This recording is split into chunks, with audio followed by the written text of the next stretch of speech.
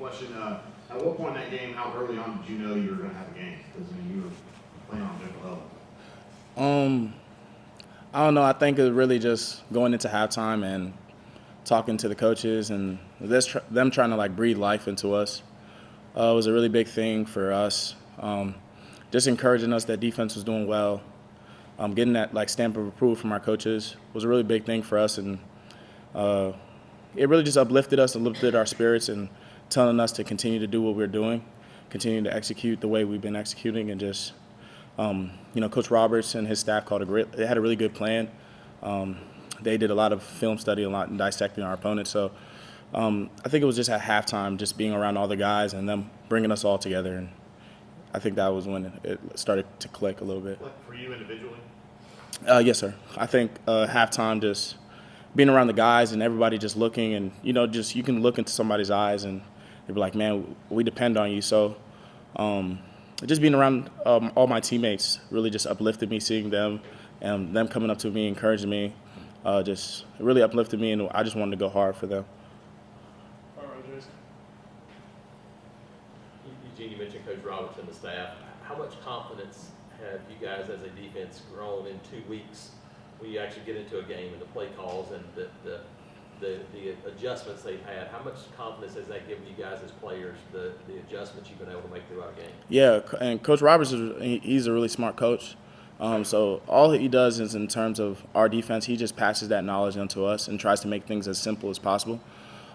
So that knowledge and that ability to adjust on the fly is something we're continuing to build on. And I think that's something that I've seen the most from week 1 to week 2. And, with football, it's really an ongoing process. So I think we just have to continue to grow upon it, continue to hone in on our details. And ultimately, I think it would be really good for us. We just continue to build upon the foundation we set on Saturday. So. Coach Roberts' defense blitzes a lot. You've got home on a lot of your blitzes already this year. How much do you enjoy being in defense like this where the linebackers and guys like Donovan and Keontae get to kind of get after the quarterback a little more? Yeah, it's fun. Just being able to get downhill, blitz, do different types of things in coverage. It's kind of a linebacker, like we said, it's a linebacker-driven defense. So it's just fun being out there, fun coming on blitzes, fun being in coverage. It's just there's not a dull moment in that defense. So I'm really grateful to have Coach Roberts. I'm really grateful for them implementing it the way they have and making it as simple as possible. Okay, a couple in the back. How tough is it to prepare for a team like Cal where you have the possibility to see 2 separate quarterbacks and the team's moving forward to prepare for a multiple quarterback system each time? It is real difficult. It's like, especially with the Cal quarterback being really hurt, banged up, we didn't know what we were to expect. We didn't know if we were going to get 10 or we didn't know we were going to get 5. So it's a really tough thing as a player, just not knowing what style of play quarterback you were going to get. So you really just have to, hone in practice and, expect to see both of them. Prepare your mind that, you might play a quarterback that is a little bit more mobile, dual threat type. So just being able to adjust on the fly, that's another thing we talk about, adjusting with personnel, and that's a really big thing. Stay in the back. Hi, Eugene. I know it's probably more fun to win in a dominant game, but in a game like this where it's so adverse and it's a grudge match until the end, what does that do for the team's confidence moving forward, knowing you can win even in an ugly game? Yeah, I know there was a lot of things in terms of people were talking about offensively and stuff, but I really think it was a good thing for our defense to be in situations where they were challenged. We had to, we can say that we want to be a really good defense, but we have to be in situations where our back is against the wall and we have to put out the fire. So those types of things really do uplift players. Being in situations where the circumstances aren't necessarily right just puts you in situations, and it just builds that confidence within yourself. So you're like, yeah, I've been in a situation like this before. We've done it before, guys. We can do it. So that's really a morale thing, but I think that was really the biggest thing. Yeah. Second row on the left. Tell us about the final defensive stand of the game after it seems like maybe the work is done. There's a turnover. Defense has to go back to work. What's the mindset in that situation, and how you guys came through it? Just biggest thing is just another opportunity. There's a chaotic thing, it's turning a ball over, but it's just another opportunity to show what we can do and show who we believe we are. So that's the biggest thing. Just, I know turnovers aren't, the best things, but it's just like, going out there and embracing the challenge of having a turnover, embracing the challenge of the offense having another series, just trying to do your best to put out the fire. So. Go far left table. You made some comments about playing on scout team last year. Yeah. And how good the feeling was this year. Can you talk about that and then talk about that sack at the end, the play that you made, to kind of still get? Yeah, and I kind of wanted to clear that up as well. So last year I was on scout team, but I was on scout team primarily because after the first 4 games, I wasn't playing at least as much as I thought I should. So I went to our coach at the time and I said that I wanted to be on scout team because I just wasn't playing as much as I thought I should, and I thought in that sense it would help me improve. So nobody put me on scout team. I wasn't put on scout team last year. I just wasn't playing as much as I felt I deserved. So ultimately it was a thing to try to improve upon myself, and I think those types of things, that situation being on scout team, if I didn't go through that, I feel like I wouldn't be in the situation I'm in today in terms of just, that hunger and being, just ready to go out there and show what I can do. So another thing in terms of what you were saying, scout team, just being out there, it's just like, it's really a motivational thing for me. It's just a thing that uplifts my spirit. Just, I went against Tank Bigsby. I went against Jarquez Hunter. I went against all the guys that are really elite guys, in my opinion. So when I go out there and I face a running back, I'm like, I played against professionals. I played against guys that are going to be at that stage. So it's really a confidence thing for me, and football is really a confidence game. So that's where I really developed that. Front row, Brian. Yeah, Eugene, got a couple for you.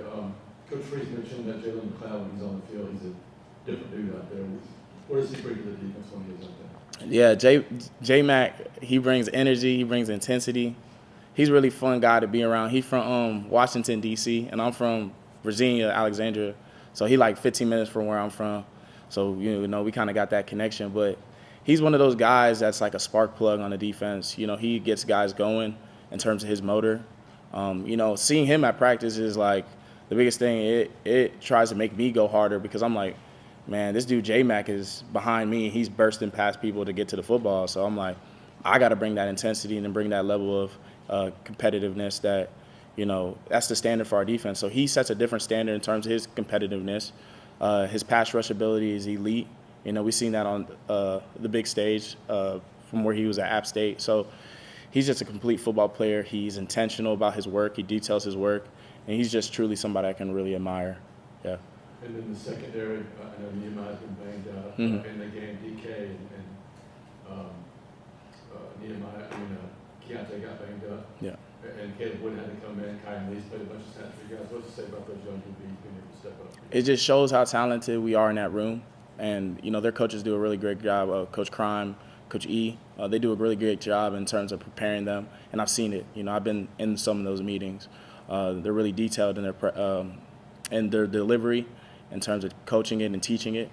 So it just shows the talent that we have in that room. And it shows that, and those types of things are important, having depth in the back end, because, so many things happen with this game. So Kay and Lee, DJ, Mighty, they're all really good players, and they're all will be significant contributors to our team. You talked about going through a lot. What's it mean to you then to be named one of the SEC players of the week? It's surreal, to be honest with you. I'm grateful to God that, like I said, I didn't give up on myself. When I first got here, my dad passed away in February.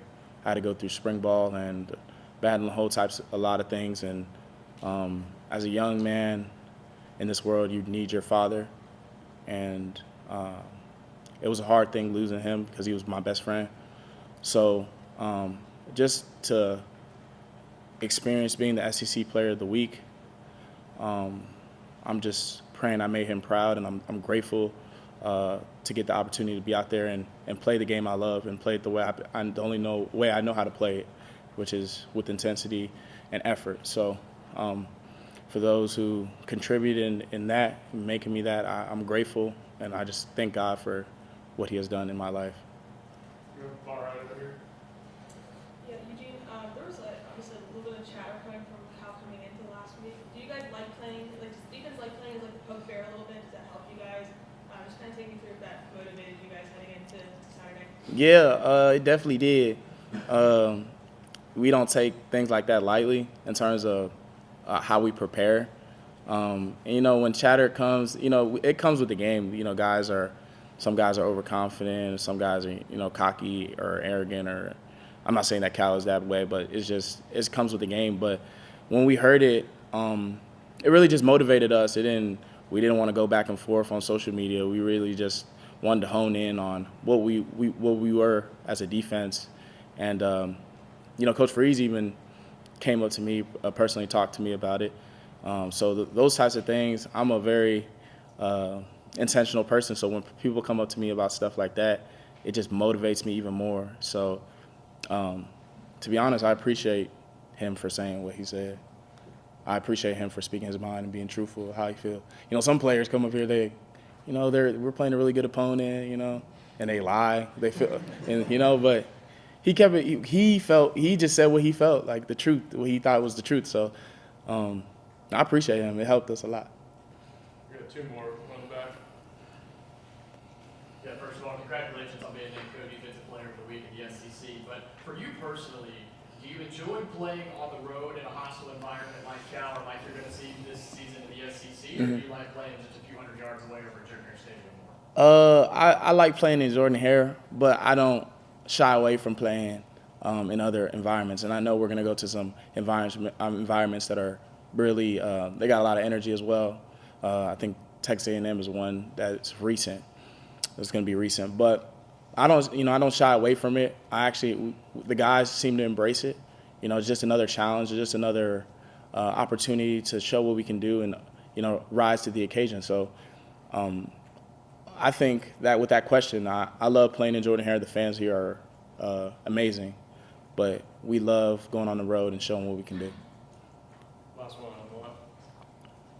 Your phrase "Let's work" has caught on with people. What can you say about where it came from and what it means to you? Yeah, the "Let's work" phrase. It really came from I watched this Madden streamer, and I remember when I first started watching him, he'd just go around playing the game, and he'd be standing up while he playing the video game, and he just started saying "Let's work," and I'm like, and it really just I'm like, man, this guy's kind of like me. He's just energetic.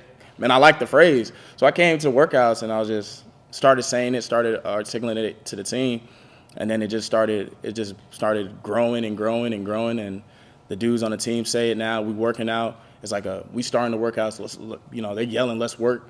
So that's where it really originated from, and I just put my own little spin on it, and we enjoy it now, and the team it's just really our thing, yeah.